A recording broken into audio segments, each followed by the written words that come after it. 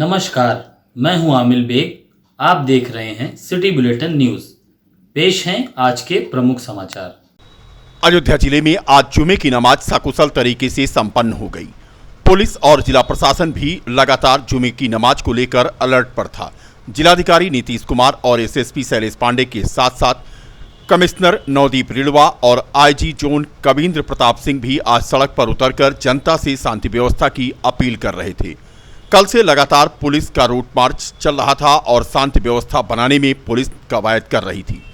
Commissioner Navdeep रिड़वा ने बताया कि अयोध्या शहर पूरी तरह शांत है, यहाँ किसी तरह की कोई दिक्कत नहीं है। यहाँ की जनता शांतिपूर्ण माहौल में रहना पसंद करती है। आईजी कविंद्र प्रताप सिंह ने बताया कि अयोध्या में स्थिति सामान्य है, सभी मुस्लिम भाइयों ने शांतिपूर्ण नमाज अदा की है। अग्निपथ स्कीम को लेकर आईजी श्री सिंह ने बताया कि सरकार की अग्निपथ योजना काफी अच्छी है, इससे बेरोजगारों को रोजगार मिलेगा, युवा किसी के भड़कावे में न आए। अग्निपथ योजना के प्रदर्शन को लेकर अयोध्या में अलर्ट है। रेलवे स्टेशन और बस स्टॉप पर भारी पुलिस बल तैनात है। फिलहाल आज जुमे की नमाज को देखते हुए एसएसपी शैलेश पांडे स्वयं सड़क पर उतरे और उनके साथ एसपी सिटी और कोतवाल के अलावा सीओ सिटी भी मौजूद रहे। सुरक्षा बलों को लगाया गया था। कहीं से किसी प्रकार की कोई अप्रिय वारदात की खबर नहीं है। शांतिपूर्ण ढंग से जुमे की नमाज आज जिले में अदा की गई। जुमे की नमाज है, शुक्रवार की नमाज है और विगत दो नमाजों को लेकर जुमे को कुछ शांति व्यवस्था की स्थिति पैदा हुई थी प्रदेश के कुछ जनपदों में। उसको लेकर के हम लोग अलर्ट हैं। शासन के भी इंस्ट्रक्शंस हैं कि सभी लोग ग्राउंड पे रहें और उसके तहत हम लोगों ने सेक्टर स्कीम और जोन स्कीम लगाई है अपने रेंज के सभी जनपदों में, अयोध्या में, अम्बेडकर नगर में, बाराबंकी में, सुल्तानपुर अमेठी में।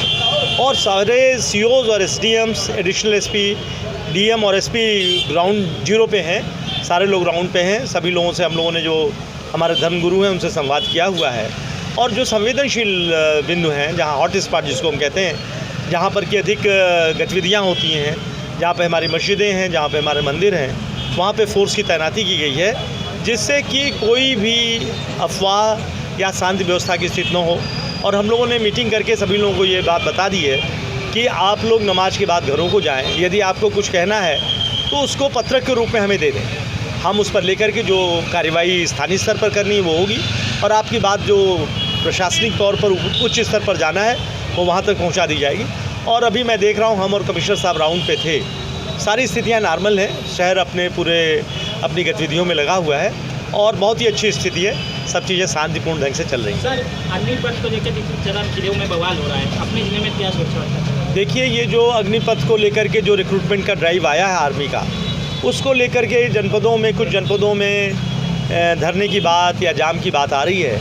अभी तक हमारे पाँचों जनपदों में, अयोध्या की बात करता हूँ, सुल्तानपुर, अमेठी, बाराबंकी और अम्बेडकर नगर, यहाँ पर कुछ लड़के अम्बेडकर नगर में या अमेठी में और बाराबंकी में आए थे, लेकिन उनसे बातचीत करके उनको समझा दिया गया है और सब स्थिति सामान्य है। और मैं आपके माध्यम से ये कहना चाहूँगा कि जो लड़के हैं इसके भ्रम में ना आए किसी के। जो स्कीम है वो उनके फ़ायदे के लिए है और आर्मी की जो रेगुलर उनकी जो प्रक्रिया है वो चल रही है, रेजिमेंटल जो उनका भर्ती है वो चल रहा है और ये केवल 3% आर्मी का रिक्रूटमेंट है।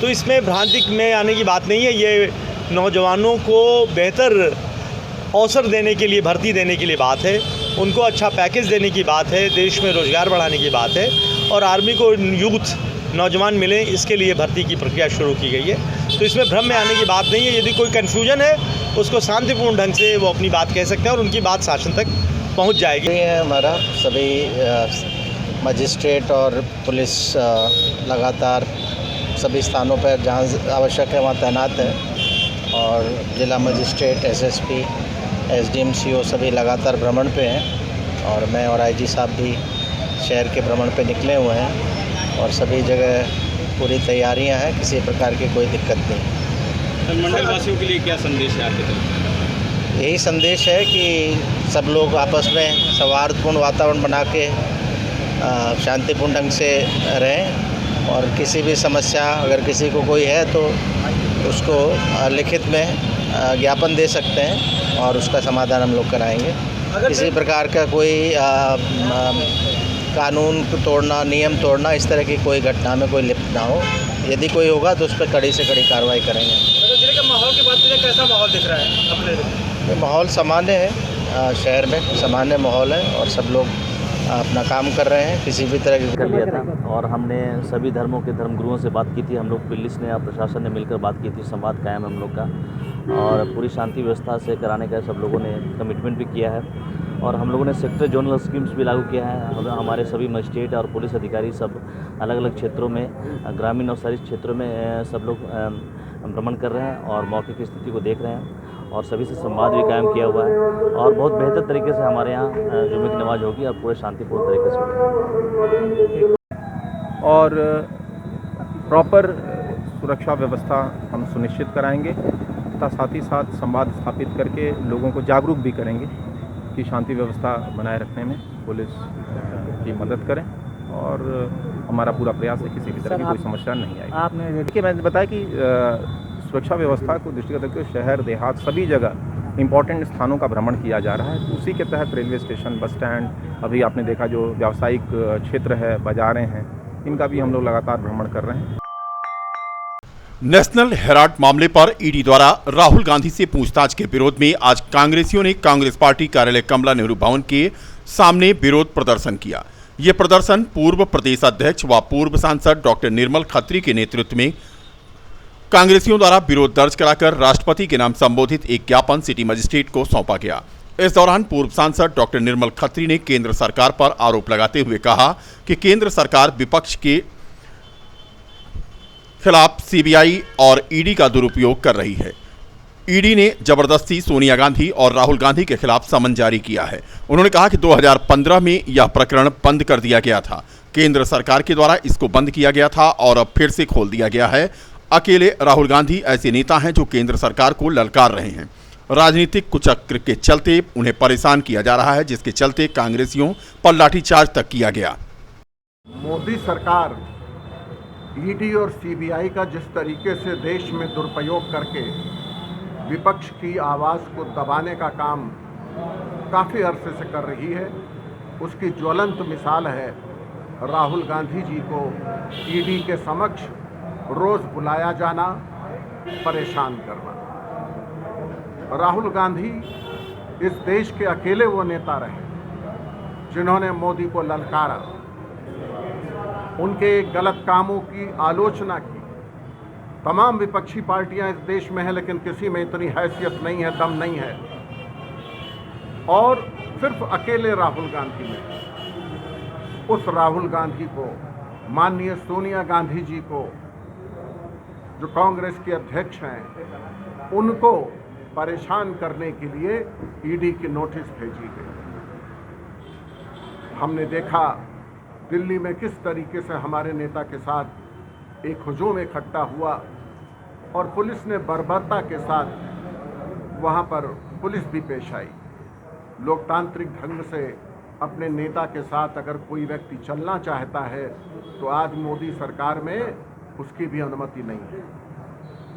उसी क्रम में अखिल भारतीय कांग्रेस कमेटी के आह्वान पर कल जो बीत गया, कल हर प्रदेशों के राजभवन पर धरने और प्रदर्शन का प्रोग्राम था और आज पूरे देश में जिला मुख्यालयों पर धरने और प्रदर्शन का कार्यक्रम है, जिसके तहत अयोध्या जिला, शहर, सारे फ्रंटल संगठन जो कांग्रेस के हैं, जो हमारे विभाग हैं, सेल हैं, उन सब के जो प्रतिनिधि हैं, जो कम समय में सूचना के आधार पर एकत्रित हो सकते हैं, वो आज यहाँ पर एकत्रित हो रहे हैं कमला नेहरू भवन पर, जो हमारा कांग्रेस पार्टी का दफ्तर है।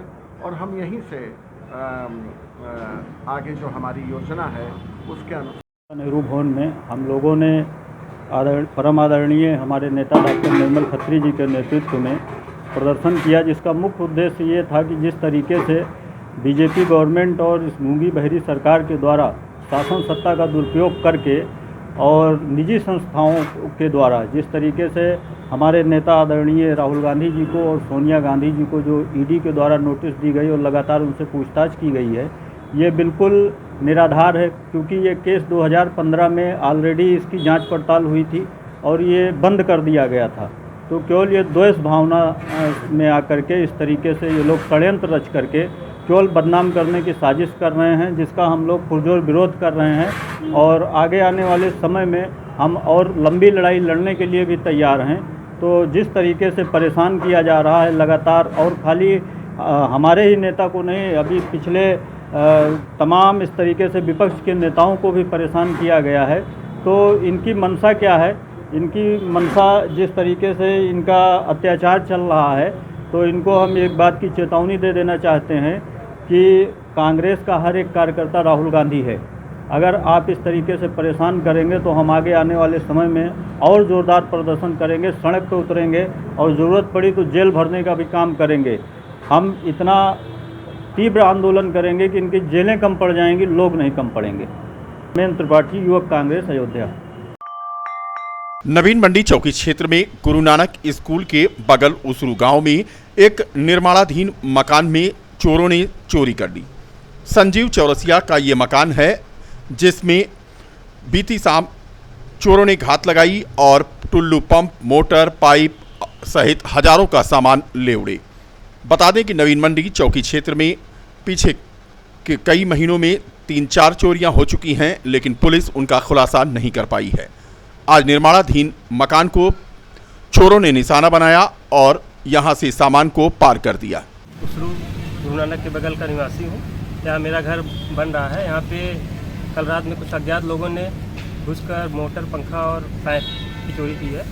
ये 6,000 की चोरी है। कब की घटना है ये? कल रात की, आज रात की।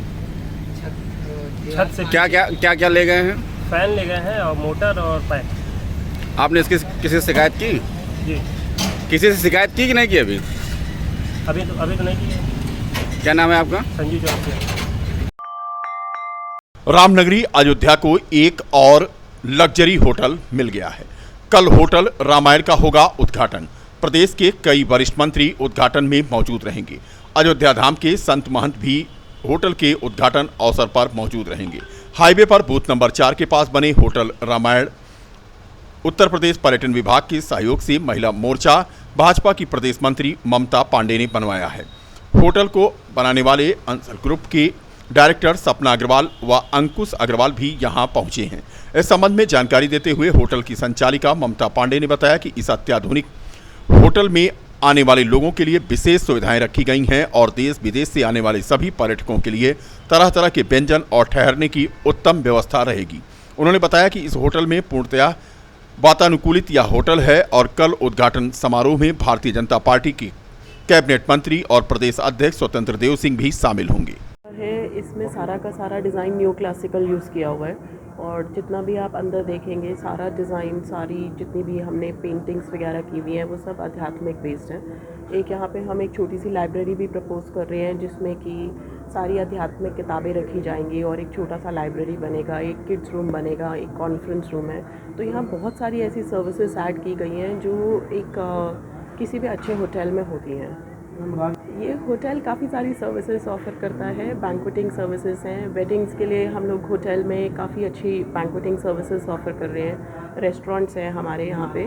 उसके अलावा जैसे मैंने आपको बताया कि ये बिज़नेस होटल की तरह भी यूज़ किया जा सकता है बिकॉज हम कॉन्फ्रेंस हॉल्स भी दे रहे हैं। तो बहुत सारी ऐसी एमिनिटीज़ हैं जो यहाँ पे हम ऑफ़र कर रहे हैं। तो मैं ये नहीं कह सकती कि कोई विचार था पहले से ही।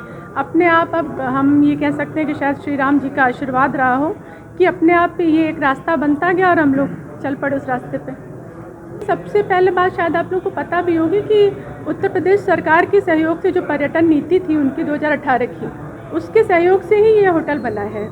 तो पर्यटन नीति को विकास देने के लिए ही, पर्यटन को विकास देने के लिए जब सरकार सहयोग कर रही है तो हम लोग भी उसमें मदद करेंगे। अब ये मैंने कहा कि इसके लिए भी विचार नहीं था हमारा, अब ऊपर वाले ने करवाया तो होता गया, आगे देखते हैं कि क्या होता है। देखिए अब नाम नहीं लेना चाहिए, वैसे मैंने कार्ड डाला हुआ है, आप लोगों ने देखा भी होगा। तो जहाँ तक हमें उम्मीद है कि भारतीय जनता पार्टी के प्रदेश अध्यक्ष आदरणीय स्वतंत्र देव सिंह जी हमारे बीच में रहेंगे उद्घाटन के लिए। लेकिन अब आजमगढ़ में और रामपुर में लोकसभा का इलेक्शन है तो ड्यूटी लगी हुई है उन लोगों की, तो हो सकता है कि शायद समय न मिले, लेकिन उन्होंने कहा है कि 5 मिनट वो आके हम लोग को आशीर्वाद देंगे। तो नहीं, जुड़ने के लिए, ये उन्हीं से जुड़ने के लिए तो बनाया गया है। ये होटल हम लोगों का मेन बिजनेस के लिए नहीं था और ना कभी सोचा गया था। ये एक था कि ठीक है, यहाँ पे एक पर्यटन की अवसर भी है, यहाँ पे लोग आ रहे हैं और अयोध्या वाले भी, उनको एक अच्छा होटल मिलेगा, रेस्टोरेंट अच्छा है, बहुत अच्छा यहाँ के खाने का जो भी इस समय मिल रहा है बहुत ही बढ़िया है। तो आएँ, यहाँ पे रुकना चाहे रुकें और लजीज भोजन का आनंद लें। ठीक है। शहर के सिविल लाइन स्थित भारतीय स्टेट बैंक की मुख्य शाखा के सामने पीएम स्वनिधि योजना के अंतर्गत एसबीआई मुख्य शाखा के क्षेत्रीय प्रबंधक संजीव कुमार यादव के नेतृत्व में महालोन मेला लगाया गया, जिसमें 283 लाभार्थियों ने अपना आवेदन किया। इस लोन मेले में जनपद की सभी एसबीआई शाखा में आवेदन करने वाले 110 लाभार्थियों को ऋण वितरित किया जा चुका है। वहीं लोन का पैसा उनके अकाउंट में भेजा जा रहा है। Rakshatra gems M diamond jewellery company Bhopal द्वारा आयोजित 3 दिवसीय 17, 18, 19 जून को प्रातः 11 बजे से रात 8 बजे तक ज्योतिष शिविर का आयोजन ज्वेलरी हाउस अकब बजाजा बेसमेंट अयोध्या में किया जा रहा है। ज्योतिष शिविर में भोपाल मध्य प्रदेश के ज्योतिषाचार्य, रत्न विशेषज्ञ एवं औरा स्कैनर एक्सपर्ट पीपीएस तोमर द्वारा विवाह संबंधित, परिवार संबंधित और मंगल दोष हस्तरेखा विशेषज्ञ, बच्चों के भविष्य के लिए मार्गदर्शन, रत्न विशेषज्ञ, नौकरी, व्यवसाय, कुंडली, वास्तु दोष, काल सर्प दोष, बिना जन्म कुंडली, समय के आधार पर सटीक फलादेश, आपसी संबंध, शिक्षा, कैरियर, काउंसलिंग एवं किसी भी प्रकार की समस्या का सफलतम समाधान किया जाएगा। रक्षत्र जेम्स एवं डायमंड ज्वेलरी कंपनी के मार्केटिंग मैनेजर कृष्ण मुरारी नामदेव ने कहा कि उनकी कंपनी आईएसओ प्रमाणित है और उनके यहाँ रत्न 100% शुद्ध हैं। पीपीएस तोमर से अपनी समस्याओं का समाधान समझकर उचित रत्न पहनकर अपनी समस्याओं का लोग समाधान करा सकते हैं। आज 160 लोगों ने निःशुल्क रजिस्ट्रेशन कराकर अपनी समस्याओं के आधार पर गुरु तोमर से समाधान की जानकारी प्राप्त की और उचित रत्न के बारे में जानकारी ली। शिविर में मुख्य रूप से Krishna Murari Namdev marketing manager, Gaurav Soni event manager, Danish Ahmad proprietor jewellery house के अलावा नितिन दागी सेल्स ऑफिसर सहित अन्य गणमान्य लोग मौजूद थे। अयोध्या कचहरी को बम से उड़ाने की धमकी देने के मामले का खुलासा हुआ। थाना रौनाही के चिर्रा जगनपुर का रहने वाला सलीम गिरफ्तार किया गया है। लेन देन के मामले में अपने विपक्षी को फंसाने के लिए जिला जज न्यायालय में उसी ने धमकी भरा पत्र भेजा था। पुलिस ने मामले का खुलासा कर दिया है और सलीम को अरेस्ट कर लिया है। पुलिस के मुताबिक सलीम ने अपना गुनाह कबूल किया है। कार्यालय को बम से उड़ाने की धमकी भरा एक पत्र संलग्न था, जो कि एक राशिद नाम के व्यक्ति के नाम से लिखा गया। उस पत्र की जांच की गई, उसमें अभियोग पंजीकृत किया गया।